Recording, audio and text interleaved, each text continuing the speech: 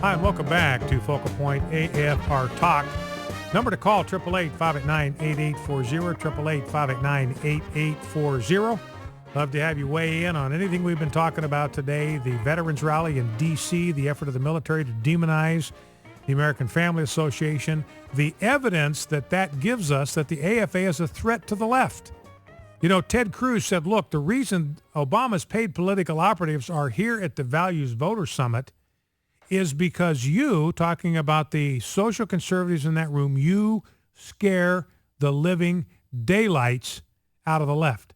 You can always tell whom the left fears by who they demonize, by who they go after, by who they try to neutralize, by who they try to marginalize, by who they try to destroy. And that's why they sent him in to Ted Cruz's speech. Nobody else, by the way, ladies and gentlemen, was interrupted yesterday. Nobody else was interrupted by hecklers. They targeted Ted Cruz because they represent they realize that he now represents the main threat to the agenda and the interests of the left. You know, and he won the straw poll. I mentioned this in the last segment. He won the straw poll at the Values Voter Summit. 42% of the people that were there said, that's the guy I'd like to be my president in 2016. Rick Santorum had 13%. Ben Carson had 13%. Way, way down the list from Cruz. I mean, to drop from 42 down to 13, tied for second, that's a pretty enormous drop-off. So Ted Cruz clearly far and away the favorite of social conservatives at the Values Voter Summit. Rand Paul clocked in with 6% and Marco Rubio with 5%, which you know, they're on the radar. But Rubio, obviously, he's pretty much torpedoed his presidential ambitions. And Rand Paul, for some reason, social conservatives aren't glomming on to Rand Paul. I think they like him. He had great things to say at the Values Voter Summit about the way in which President Obama is funding a war on Christianity through this foreign aid to other countries. But Marco Rubio had a great moment yesterday or Saturday at the Values Voter Summit. This is clip number 4, where he talked about some of the traditions in America that have made us a great nation. And listen to the response of the crowd to his words. The millions of Americans who share these values are tired of being constantly told that they need to keep their opinions to themselves. Right.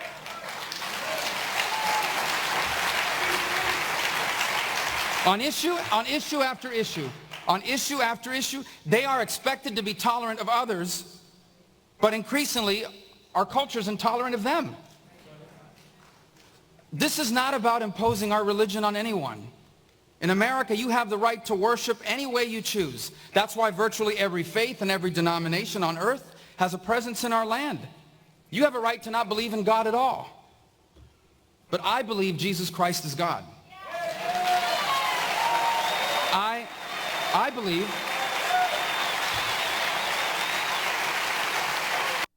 So you can hear how enthusiastic the crowd was that here is a political figure, one of the nation's leading political figures, that unapologetically, unashamedly declares his faith in Jesus as God. They loved hearing that. And remember, we've been going through 2 Chronicles over the last month or so and seeing how critical it is that you have a political leader, political leaders who are men of faith. Now, Ben Carson came in second, tied with Rick Santorum, clip number 6. And Ben Carson responding to this accusation from the left that we social conservatives and the Republican Party in general are engaged in a war on women. Let's hear his response. Let me tell you something. There's no war on women. You think about it, when a woman is pregnant, what happens? People get up and give her their seat. They get out of the way. They say, you go first.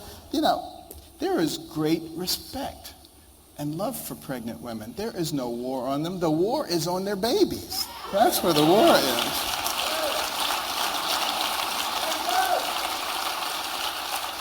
Babies that... Okay, I guess we got to hit... For the past few decades, we have destroyed 55 million of them. And we have the nerve to call other societies of the past heathen. Think about that. And what we need to do is re-educate the women to understand that they are the defenders of these babies, not the destroyers of these babies. So that's Ben Carson. He'd be my nominee for a Surgeon General. If we have a conservative in the White House in 2016, he'd be the guy to come in and clean house at Health and Human Services or as the Surgeon General. But he says, look, there's no war on women. What we have is a war on babies. What we have is a war on unborn women. That's the war that's taking place in our culture. It's a war on unborn women. And it is being waged by liberals. It is being waged by the National Organization for Women. It's being waged by NARAL, and we used to be the National Abortion Rights Action League. It's being waged by Planned Parenthood. That's where the war is. It's a war against unborn women. And as I've said before, I believe in equal rights for unborn women. That's where the real war is. And Rob, I lied. Let's go to clip 7. I want to play a Rand Paul clip, actually not from the Values Voter Summit, but he's appearing with Candy Crowley on CNN yesterday morning, and she asks him if he could ever, she goes through all this horrible polling number for the Republican Party. It's the bogus polls. The NBC Wall Street Journal poll was a joke. 20% of the people they polled worked for the federal government. It was heavily skewed toward Democrats, like 43 to 32, so a very biased poll. But it produced numbers that looked very bad for the Republican Party. So Candy Crowley says, look, to Rand Paul, would you ever consider becoming something other than a Democrat? Here's how their exchange went. Do you see yourself at any point in the future being anything other than politically a member of the Republican Party? You mean you're implying a third party or some other party? Or if you wanted to become a Democrat, there's lots of sort of parties out there. I just wonder if you he just laughs at her. See yourself being anything other than a Republican. No, I've always been a Republican, and I'm one of those people who actually is a real lover of the history of the Republican Party from the days of abolition through the days of civil rights. Republican Party has a really rich history. In our state, I'm really proud of the fact that the ones who overturned Jim Crow in Kentucky were Republicans fighting against an entirely unified Democrat Party. So I am proud to be a Republican. Can't imagine being anything else. So that's Rand Paul just hands Candy Crowley's hat to her, says, look, I'm proud to be a Republican. This party was formed around the abolition movement to contain and eliminate the institution of slavery while the Democrats were trying to prop it up. Republican Party came into existence to fight it, to contain it, and then eliminate it. I'm proud of that part of the heritage of the party. The Jim Crow laws in the state of Kentucky, they were propped up by the Democrats, unanimously trying to protect these segregation laws in Kentucky. It was the Republican Party, despite unanimous Democratic opposition, that defeated the Jim Crow laws. Republicans had greater percentage of Republicans voted for the Civil Rights Acts in 1964 and 65 than Democrats. So he just kind of turned her into a pretzel. 888-589-8840, number to call, 888-589-8840. Let's go back to the phones. Let's go to Billy in Florence, South Carolina. Billy, welcome. What's on your mind? Hey, how are you today? Good. How are you doing? Fine, sir. I have two things I was wanting to tell you, Mr. Fisher. Yes, sir. One thing, I was at my local Walmart, and I seen up above the gas pump, there was a thing here. Of course, I live in the state of South Carolina. It says on the thing, it says South Carolina Informant Intelligence Center. It has a 1866 number, and it said that if you see something, say something. Mm-hmm. And it was all over media.com, and it was provided by the Homeland Security. I've never seen anything like that before. So it's on a gas pump.